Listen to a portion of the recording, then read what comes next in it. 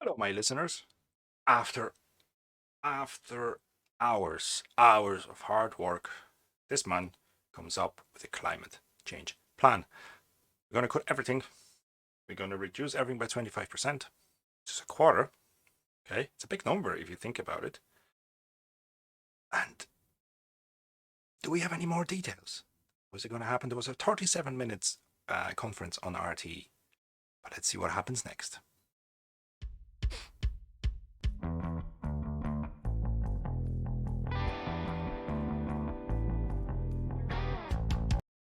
There was an amazing post on Twitter by Irish Gate Mike Brazil, and I just put up something together from everything that happened on Twitter today.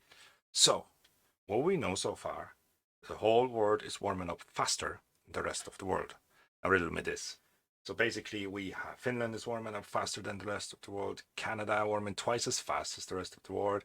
Australia is hitting up faster than the rest of the world. South Pole warming 3 times faster than. We have two, twice, three. New England is warming up faster. Israel warming up almost twice as fast. China's heating up twice as fast. Africa's warming more and faster than the rest of the world. Right, that's okay. So every country is warming up faster, twice, 3 times, quadruple. So basically, the whole world is warming up faster than the rest of the world. If you think about it, well, am I the judge? So just before announcing the climate change plan, this man is one of my favorites in Irish government. Comes up with the idea that all homes now eligible for electric vehicle charger grant to ease the cost of living. Grant.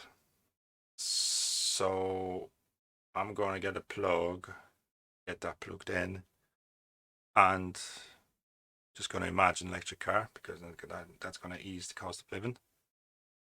How's that going to work? I have no idea. But sure, let's skip to the most important part. Conference where we're announcing government decision today, an incorporeal meeting of the Cabinet, which under our climate law has the task of issuing the sectoral ceilings for our climate emission targets, our budgets for the next 10 years. I want to say a few words myself in introduction. If there's very technical questions, Brian Carroll, Assistant Secretary from my own department, might answer a lot of those after this press conference here. But I want to say a few words. I think this is a hugely significant and important day. It builds on a lot of work. It builds on the climate law which we introduced last year. It backs up what European legislation We're paying more carbon tax and what the modern economy is moving towards, this low carbon future that we need to reach. We do it to protect our. So we're going to get less carbon. Okay, see how it goes. Future generations. We do it to protect our children and their children, who, if we don't address climate change, will be left in a world that is not stable, is not secure, is not fit for living in. That's great, because Ireland is the biggest country in the world, and we basically overtake China, USA, India, and other countries in global pollution. What am I to say? And we have to be ambitious, we have to be bold, we have to take the action now, we cannot delay, and that's what this government is committed to. So basically what's going to happen is we're going to hit our agricultural sector, which is absolutely not needed in this country at all. We don't need food. Our government has three key tasks: tackling the housing crisis, health reform, and rising to this climate challenge. Housing crisis.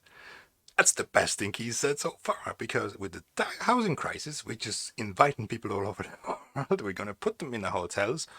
The Irish tourism industry is probably not. We can't go on holidays in Ireland anymore. Health. Funny you mentioned that, because we have done nothing with health since God knows when. And we are committed, and we're collective as a government in doing that. The sectoral emissions are set out across 6 different sectors. Key opportunities, in my mind, in a lot of them, for progress and improvement and protection of our people and our country. In electricity, we've everything to be gained by switching to our own energy supplies. Tell me more, Aiden. Please, do. Our world at war in Europe is driving the price of gas up. The price of electricity is driven up by that. No, it's not. It's our sanctions that we impose on Russia drive up the prices up, because while we have food shortages and we can't afford to heat our houses in the winter, these over there, they're apparently conquering Ukraine. They're still okay. And the countries that buy their energy from that country, I shall not name that, they'll still be okay. So it's only about destruction in Europe, isn't it? By switching to our own resources, we can save our people the cost. Our own resources, which apparently were sold out for 500 quid. We don't have anything like that, do we? If electricity is driven up by that, by switching to our own resources, we can save our people the cost that's going to come from those high fossil fuel prices. In transport, we need to switch. I can't speak. Okay. What are we going to switch to? We have to produce energy anyway. The wind energy won't power up the whole island. The solar energy won't power up the whole island. Oh boy. To new fuels, stop burning those fossil fuels. We need to shift to active travel, to public transport. We need to reduce the... Right, public transport. We have the best public transport in the world. When I get out of my house, there's a bus stop that takes me from my village to the town when I have a straight connection to another town, and I'm in Dublin in less than an hour. Does it really happen? Do you, living in your village, get outside your estate, take the bus, have a stopover somewhere else, and be in Dublin in an hour or two? No, you have to take your fucking car because there's no public transport outside main cities. Amount of transport we have to do by building everything closer together, 15-minute towns, 15-minute cities as the way forward. And we have to learn to share, to use our resources wisely. Yeah, I'm going to borrow a blanket from my neighbour when I need it. And when I need the car, I need to borrow. This is WEF, this is World Economic Forum, this is the Great Reset agenda that's actually being implemented in Ireland. Do not kid ourselves, this is what the fuck is happening. In the built environment, again, we've everything to be gained by switching to heat pumps as a way of heating our homes in a really efficient way, by putting in good... Not a bad idea. That's actually not a bad idea. Yes, the heat pumps. But there's a cost as well. And with the big plan to insulate all the houses in Ireland, and now we have another plan probably coming over to dig a hole in your back garden to get a heat pumps. That's not a bad idea, Eamon. I have to give you that. But cost still be great because you have to deliver the stuff. Somebody has to come over. They're not going to be all driving electric cars, are they? Insulation so our homes are warm and comfortable and healthier for us all. In industry, everyone in industry knows this. The new circular economy is where investment and jobs and opportunity is going to come, and we can and will be and are good at this in our country. In agriculture, Charlie and Martin and Pippa will talk more about this. I believe there's huge opportunity to provide new incomes from Irish family farms.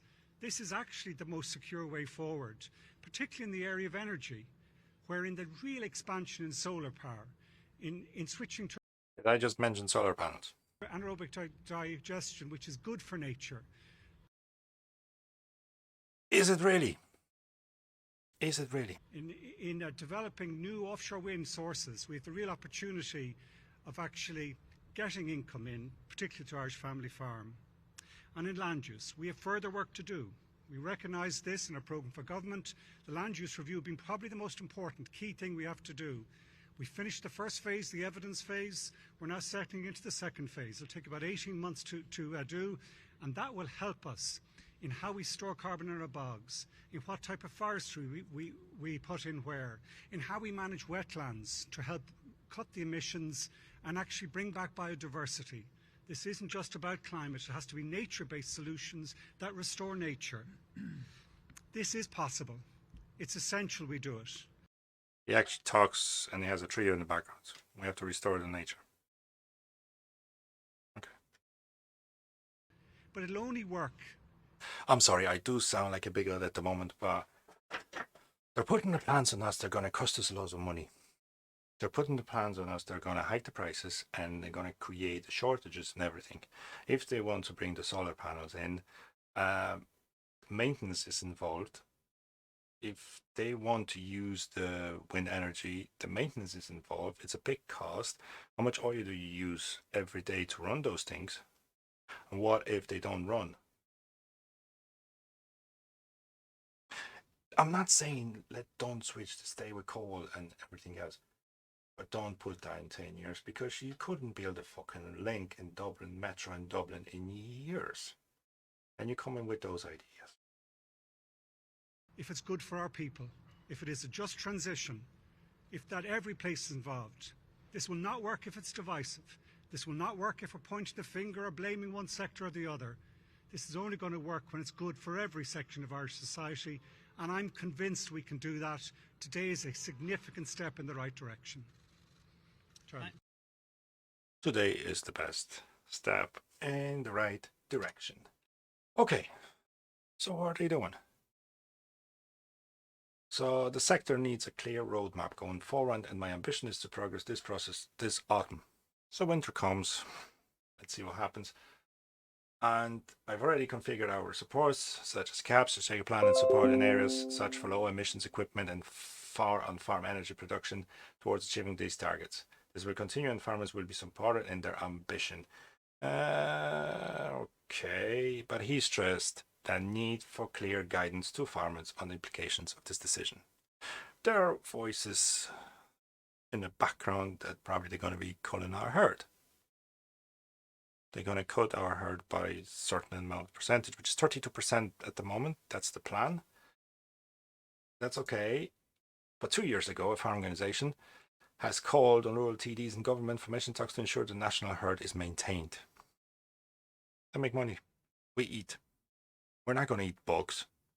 We're not going to eat flesh, human flesh. Have you not seen it? Oh my God. Shit hits the fan. WF will tell you everything. The Swedish scientists will tell you that it's good to be a cannibal. That's grand. How am I going to be a cannibal if all your fuckers are vaccinated? And I'm going to age your mRNA or DNA something fucked up bodies? Nah, that's not going to happen. Let's skip away from the climate change for a minute, just before I cut. There was a fact check done on Eamon Ryan, and no, Eamon Ryan did not fall asleep during it in the Dáil chamber again. But they did. They dissected every video there from every angle. Okay. So there you go. Blah, blah, blah. Happens. They took a picture from this side. And they just confirmed they took a picture from the top. And no, he's not asleep. He's just playing with his fingers. That's grand. It's not going to change the fact that he fucking fell asleep. So. But what are the dreams of this man? I know. Do you?